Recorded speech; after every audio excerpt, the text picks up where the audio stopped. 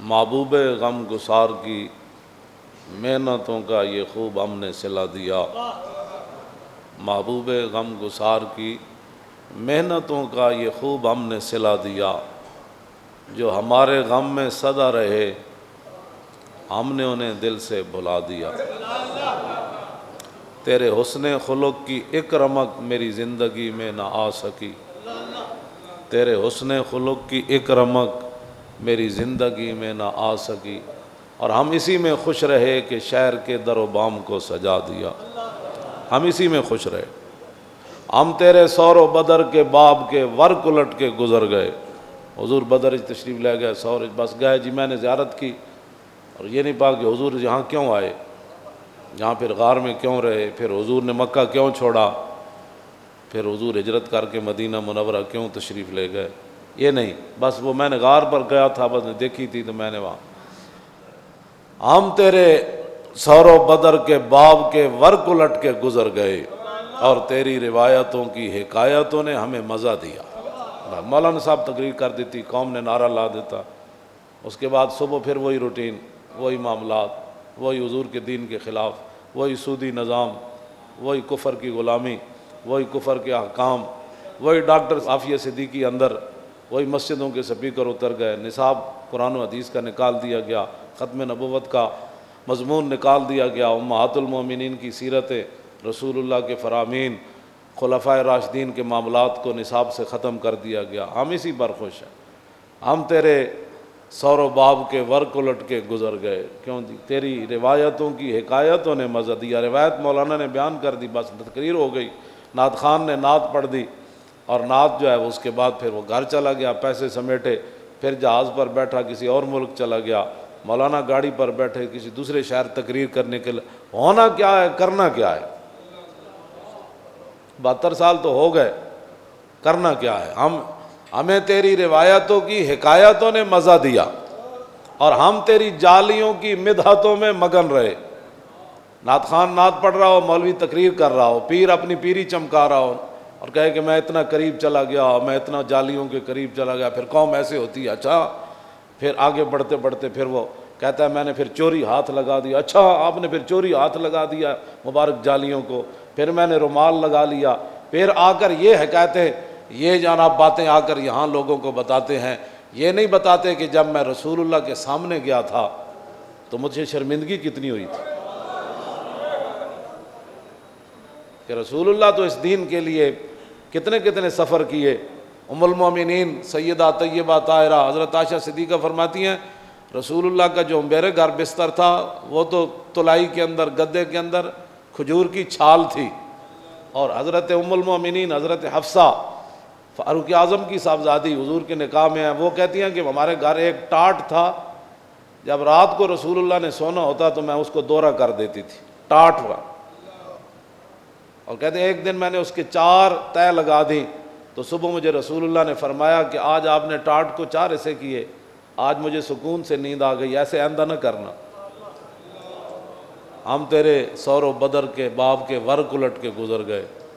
میں تو نہیں ویکھیا دنیا تو غریب بندہ بھی ہوئے تے او دے گھر جڑی تلائی ہوئے او دے کھجور بھری ہوئے تے جس میں مبارک ما مسست خزن ولا حریرن ولا شیئن کان الین من کف رسول اللہ۔ انس بن مالک کہندے میں 10 سال حضور دی خدمت کیتی تے میں نہ کوئی ریشم ایو جا نرم پایا، نہ کائنات دا کوئی اور کپڑا نرم پایا جڑا حضور دے جسم نالوں نرم ہو۔ تے رسول اللہ نے چیز، ہم بس صرف تقریر سن کے سبحان اللہ، اور پھر انہی ظالموں کو جا کر، انہی ظالموں کی جناب وہ مم مشا ما ظالم و یعلم انہ یا ظالم، ہیں جی، مم مشا ظالم لیکویہ، ہم ظالموں کے ساتھ کرتے ہیں تاکہ وہ ظالم جو ہے وہ ایم این اے بن جائے، وہ ظالم ایم پی اے بن جائے، ظالم جو ہے وہ چیئرمین بن جائے، ظالم جو ہے وہ کونسلر بن جائے۔ اور یہ حضور نے بات نہیں فرمائی کہ جو ظالم کے ساتھ چلے آ تاکہ اس کو مضبوط کرے، اس کو وزیر بنوائے، اس کو وزیر اعظم بنوائے، اس کو صدر پاکستان بنوائے، اور اونچے عہدوں پر لے جائے، اور اس کو یہ پتہ ہے یہ بندہ ظالم ہے، تو میرے آقا نے فرمایا فقد خرج من الاسلام، فرمایا تو وہ تو خود بخود اسلام سے نکل گیا۔ ظالموں کے ساتھ دے کر، ظالموں کا ساتھ دے کر، امام جلال الدین سیوطی لکھا ایک بزرگ سن محمد بن زین، انہوں نے رسول اللہ دی زیارت ہوندی سی، ایک دن ایک بندہ آ گیا، وہ کہنے لگا حضور بادشاہ کو چلو میرا کم بڑا ہے. آپ چلے گئے تو بادشاہ ظاہر ویکھو ایڈا بڑا شیخ آ گیا، ایڈا بڑا بزرگ آ گیا، انہیں اپنی مسند چھڑ دیتی. انہیں محمد بن زین بزرگاں نو اپنے مسند تے بٹھا دیتا. ظاہر انہیں کام کی وہ تو ہزارہ کام کہندے تاں بھی انہیں کر دینا سی. بعد زیارت بند ہو گئی. امام جلال الدین سیوطی انہوں نے باقاعدہ پھر قصیدے لکھے، نعتاں عربی چ لکھیاں، روندے رہے حضور معافی، حضور کی ہو گیا. تو کہندے پھر اتنی گل امام جلال الدین سیوطی لکھی کہ دور کھڑے ہو کے حضور نے ایک دفعہ زیارت کرائی. فرمایا ہماری زیارت بھی کرتے ہو اور ظالموں کی مسندوں پر بھی بیٹھتے ہو. اور جو ظالموں کے ساتھ کھڑے وہ بھی شیخ المشائخ ہوتے ہیں، وہ بھی استاد العلماء ہوتے ہیں، وہ بھی شیخ ہوتے ہیں، وہ بھی فلاں ہوتے ہیں جو ظالموں کے ساتھ کھڑے ہوتے ہیں. اور ایک طرف ختم نبوت کا پہرے داروں کا مارکا لگا تھا اور دوسری طرف ڈاکوؤں کا لگا تھا. ایک طرف ممتاز قادری کے حمایتیوں کا مارکا تھا اور دوسری طرف اس کو قاتل کہنے والوں کا مارکا تھا. تو قوم ظالموں کے ساتھ کھڑی تھی. اس میں چاہیے تو یہ تھا کہ یار ایک پرچی تو تھی یار، نہ مولویاں حضور دے نام تے جانا دینیاں تو بڑی دور والی بات ہے. قوم کہندی ہوئے نا اسی حضور تے ساری زندگی کہندے رہے کروں تیرے نام پہ جام فدا، سندے بھی رہے، نعرے بھی لاندے رہے، اچھلتے بھی رہے. ہن تو یار مسئلہ آیا تے واقعی مولوی پیرا دے کے فیض آباد آئے. اے ایویں گپاں انہیں نہیں ماریاں، اے بھگوڑے نہیں ہن، اے سمجھوتے کرن والے نہیں ہن، اے لاشاں چک کے بھی لبیک دے نعرے لاندے رہے یار. ہاں جی توجہ توجہ توجہ. اے برسدیاں گولیاں وچ بھی تاجدار ختم نبوت دے نعرے لاندے رہے. اے 12,000 شیل جڑے جناب انہاں دیاں تاریخاں بھی مک گئیاں سن، ایڈی ایڈیاں بوتلاں بھی انہاں تے سٹیاں، انہاں دا کنٹینر 1 انچ نہیں ہلیا. یار وہ کیڑی پاور سی جڑی انہاں نو بٹھائی رکھیا؟ وہ پاور اسلام دی سی، رسول اللہ دی ختم نبوت دے غیرت دی پاور سی، حضور دی ناموس دے اوتے جان قربان کرن دی پاور سی. تے قوم نو چاہیدا سی انہاں کہ یار اے تے ایک پرچی ہے جی، وہ جو نہ تھے تو کچھ نہ تھا. مینوں یہ جڑی شکل ملی، مینوں جڑیاں عزتاں ملیاں، یہ تے انہاں دی وجہ تو تھی. وہ جو نہ تھے تو کچھ نہ تھا اور وہ جو نہ ہو تو کچھ نہ ہو. جان ہے وہ جہان کی.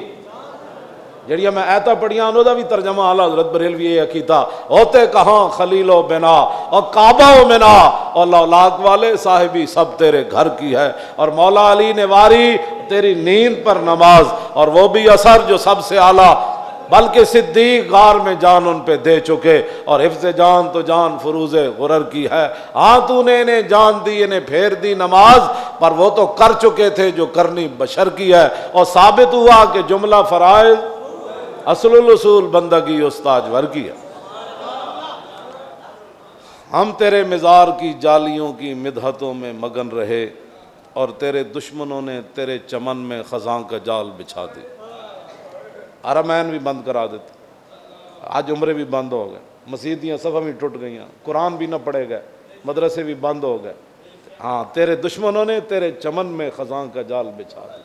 تو اس کو بھی وہ تو پھر تعریف تو وہ جالی مبارک کے ساتھ جو صرف روغن ہے نا، دنیا و مافیا اس کا مقابلہ بھی نہیں کر سکتی. ہاں میرا اپنا ہے، کیوں جی ایمان ہے، وہ جڑا نال روغن لگا نسبت بن گئی نا اس روغن تے، تو دی تو گل ہی ہو رہی. اس دی مدحت دے نال اے بھی دسو کہ حضور دے دشمنوں نے شریعت اسلامیہ اور دین کے اندر کیا خزاں کے جال بچھا دیے، یہ بھی قوم کو بتاؤ.